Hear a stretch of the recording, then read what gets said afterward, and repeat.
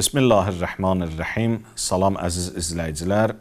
Zülmətdən nura doğru verilişimizdə hər birinizi xoş gördük. İmam Hüseyn əleyhissalamın Kərbəlası barəsində, Aşurası barəsində danışırdıq və yenə də həmin mövzunu davam elətdiririk. İmam Hüseyn əleyhissalamın Kərbəlasının bu qədər yaşamasının səbəbləri nədən ibarətdir? Biz əvvəla bu hadisəyə baxanda görürük ki, 100% ki, sırf müsibət deyil, faciə deyil. Əgər bir hadisə bu qədər yaşayırsa, o sırf faciəsinə görə, müsibətinə görə yaşamır. Deməli, Kərbəla hadisəsini bu qədər hərarətli eləyib yaşadan başqa səbəblərdir. Düzdür, orada da qanlı hadisə var, faciə var, müsibət var, amma hadisənin yaşama səbəbi sırf bundan ibarət ola bilməz. Çünki ona qalsa, dünyada başqa müsibət və faciə ilə dolu olan hadisələr də yaşamalıdır. Biz görürük ki, onlar yaşamırlar. Amma Kərbəla, İmam Hüseyn ağanın hadisəsi, Aşurası bu qədər yaşayır. Nəyə görədir? Bu, Quran-ı Kərimə müraciət edəndə görürük ki, Quran-ı Kərim buna cavab verir.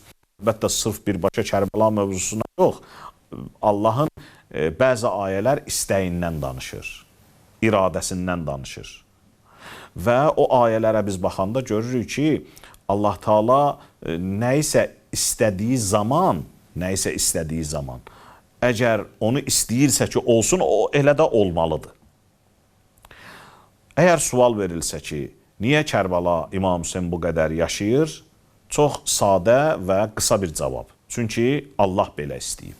Bəzilərinə səthi gələ bilər. Amma mənası çox dərindir. Siz elə bilirsiniz ki, Allahın istəyi səthi bir məsələdir. Allahın istəyi olmadan heç nə baş vermir bu aləm. Allahın istəyi olmadan bir yarpaq belə ağacdan düşmür. Nə qədər şeylər var biz həyatda görürük. Onlar öz axarında hərəkət eləyirlər. Niyə görə? Çünki Allah belə istəyib. Nəyə görə filan meyvə ancaq öz fəslində dəyməli? Allah belə istəyib. Belə deyil ki, Allah bu aləmi yaratsın və çəkilsin kənara və aləmdə hər nə varsa özü öz axarı ilə hərəkət eləsin. Xeyr.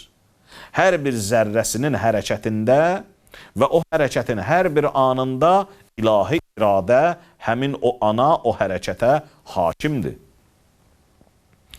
Bunu biz Quran-ı Kərimin ayələrində çox gözəl surətdə, aşkar surətdə görürük. Amma bizim mövzumuz ki, Kərbəla niyə bu qədər yaşayır? Bəli, Allah belə istəyib. Yaxşı, Allahın istədiyi var elə bir şeylər ki, onu yaşatsın. Bəli, Allahın da istəyi var nəyisə yaşatmağa. Məsələn, Həzrəti İbrahim Peyğəmbərin ayinlərini, təvafını, qurban kəsməsini, səy etməsini, onları Allah istəyib və indiyəcən saxlayır. Çünki Həzrəti İbrahim Peyğəmbər də Allahdan istədi. وَجْعَلِّ لِسَانَ صِدْقٍ فِي الْآخِرِينَ İlahi, sonra gələn nəsillərdə mənim üçün xatirə qərar ver. Allah istədi, Allahdan istədi, Allah da qəbul elədi. Və Həzrəti İbrahimin xatirəsini yaşatdı.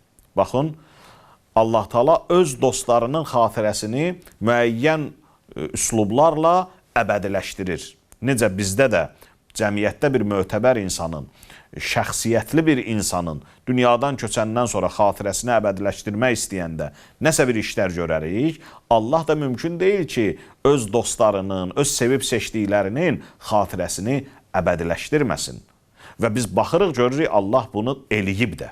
Məsələn, Peyğəmbərimiz üçün Allah buyurub ki, وَرَفَعْنَا لَكَ ذِكْرَكِ Ya Peyğəmbər, sənin zikrini, sənin xatirəni yüksəltdik. Yəni, sənin zikrini o qədər yüksəltdik, yuxarı qaldırdıq ki, hamı səndən danışır. Və hər gün səhər, gün orta, axşam minlərlə, milyonlarla insan sənin adını eşidir minarələrdən, azan vaxtı, namaz vaxtı.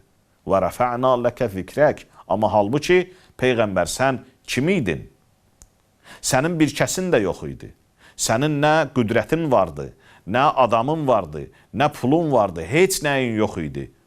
Boş bir əllə, kimsəsiz, ata, ana yox, himayədar yox, gəldin, elə bir dərəcəyə çatdın ki, dünyada bütün imkanları, gücləri olan insanlar düşdü sıfıra, sən isə sıfırdan qalxdın, 1400 ildir dünyada sənin zikrin elə bir həddə gəlib çatıb, yüksəlib ki, Allah buyurur ki, bunu biz eləmişik. وَرَفَعْنَا لَكَ ذِكْرَكَ Balaca bir dənə ayədə görün, Allah nə boyda bir mənanı bizə çatdırır ki, وَرَفَعْنَا Biz yüksəltdik, ləkə, Peyğəmbər, sənin üçün zikrəkə, sənin zikrini. Məsələn, başqa Peyğəmbərlərin də barəsində bu cür var, buna oxşar ki, məsələn, dediyim kimi, Həzrət İbrahimdə ayə oxuduq və cəalli lisanə sidqin fil axirin, sonra gələn nəsillərdə mənim xatirəmi qərar ver. Baş üstə mənim dostum, mənim xəlilim. İndi milyonlarla insan gedir həccə, Həzrət İbrahimin əleyhissalatu vəssalamın elədiklərini eləyir. Orada ki, Həzrət İbrahim Peyğəmbər nə eləmişdi onları? Hətta məqam-ı İbrahimdə cəmaat gəlir orada, namaz qılır. وَاتَّخِذُوا مِنْ مَقَامِ İbrahimə müsəlla Məqam-ı İbrahimi müsəlla seçin özünüzə. Yəni, namazgah seçin, namazınızı orada qılın. Həzrət İbrahim Peyğəmbərin ayağının izidir. O ayağının izində Allah bizə əmr eləyir ki, oranı özünüz üçün namaz qılmağa yer qərar verin. Baxırsan ki, izini də neynir Allah orada? Əbədiləşdirir. Həzrət İbrahimin, yəni bu belə deyil ki, Quran-ı Kərim məsələn Allahı xatırladan və yaxud da cəmiyyətdə Allah tövhidi insanlara tərənnüm eləyən, təcəssüm eləyən nəyinsə məhvinə iradə eləsin, istəsin. Mümkün deyil belə bir şey. Ki, əgər bir şey ki, özü buyurur hədislərdə ki, çalışın elə insanlarla oturun, durun ki, onlar sizə Allahı xatırlatsın. İndi Allah deyirsiniz ki, ya, onu xatırladacaq şeyləri aradan. Allah elə nə yaradıbsa deyib, hamısı mənim ayəmdir, nişanəmdir. Hamı məni xatırladır. Hər bir şey Allahın qüdrətin xatırladır, əzəmətin xatırladır. Yəni, mümkün deyil ki, Allahı, tövhidi, Allahın dostlarını xatırladacaq bir şeyi Allah desin ki, yox, mən bunu istəmirəm. Bir şey ki, Allahı və onun dostunu xatırladır, qutardı. Allah onu qəbul eləyəcək və hətta buyuracaq ki, onun arxasında mən dayanmışam və onu mən yüksəldəcəm, hamı ondan danışacaq. Təkcə Peyğəmbər üçün deməyib bunu.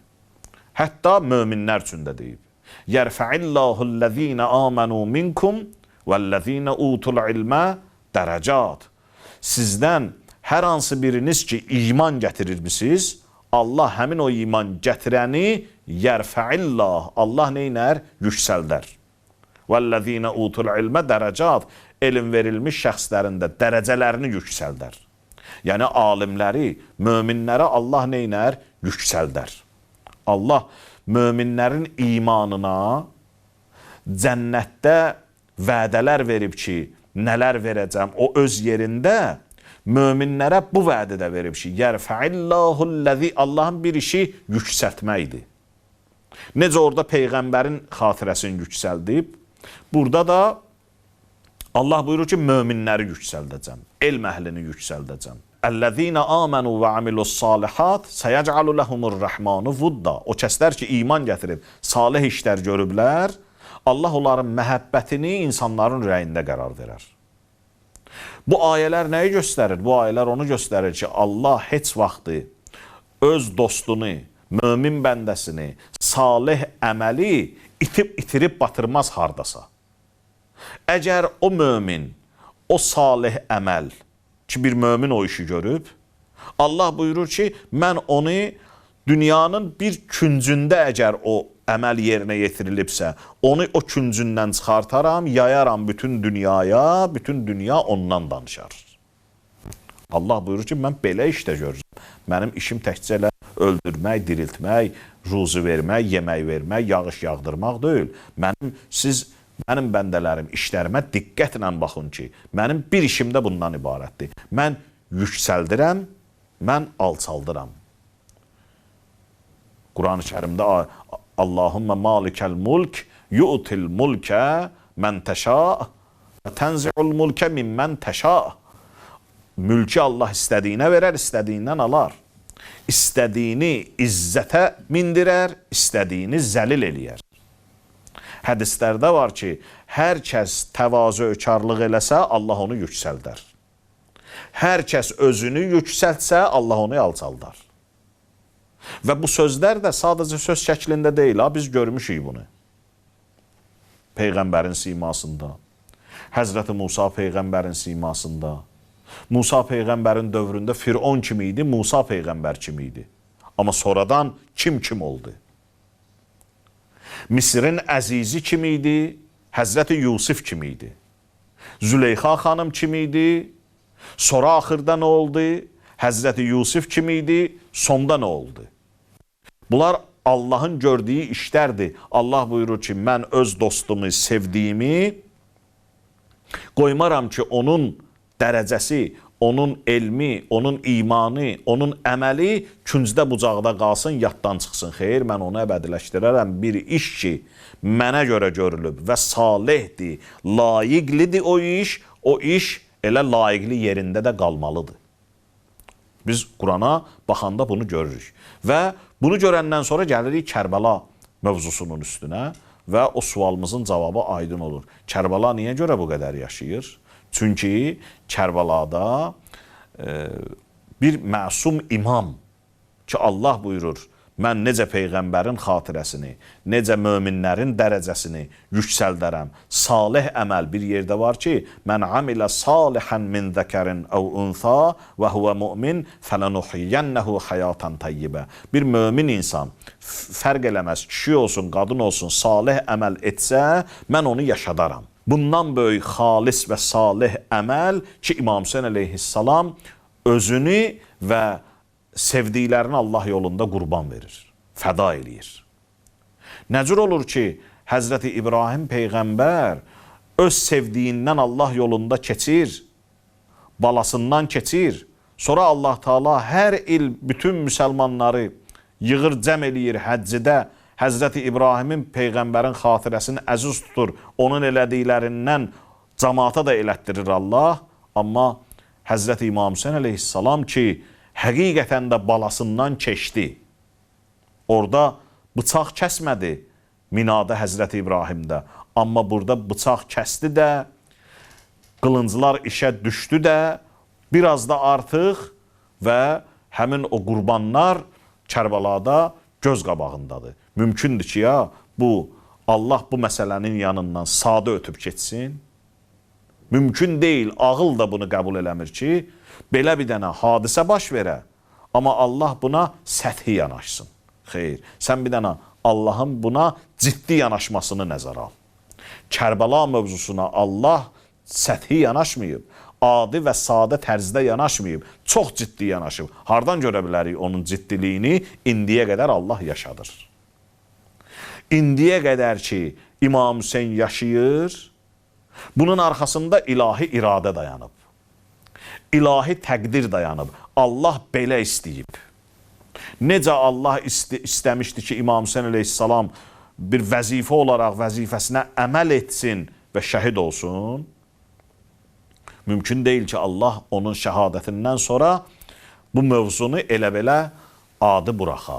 Allah nəyi nə cür olmağını niyə istəyib? Bəli, istəyib ki, bu belə, burada da belə istəyib. Burada da Allah niyə istəyib? Çünki burada həmin İmam Hüseyin əleyhissalamın Kərbəlasında böyük hikmətlər var. Böyük səbəblər var. Niyə istəyib? Çünki Kərbəla bir dənə məktəbdir ki, dünyaya böyük dərsləri var, mesajları var. Və bu məktəbin sən deyirsən Allah yaşamasın istəməyə, mümkün deyil. Ona görə bizə də deyiblər ki, çalışın ilahi iradəyə düşə biləsiniz. İlahi iradəyə düşə biləsiniz. Yəni Allah sizin üçün bəzi şeylər istəsin. Yetər ki Allah istəsin. Allah istədi, qutardı. Həzrəti Musanın qələbəsini Allah istədi. Qol çəkdi ki, burada Həzrəti Musa Firavuna qalib gəl. Elə də oldu. Amma əvvəllər heç kəsin yatan yuxusuna gəlməzdi ki, Firavun kimi bir insan gedə suların arasında qərq ola. Amma bu baş verdi. Musa Peyğəmbər kimi heç nəyi olmayan bir insan gələ, Firavuna qalib gələ. Amma bu baş verdi, bu oldu.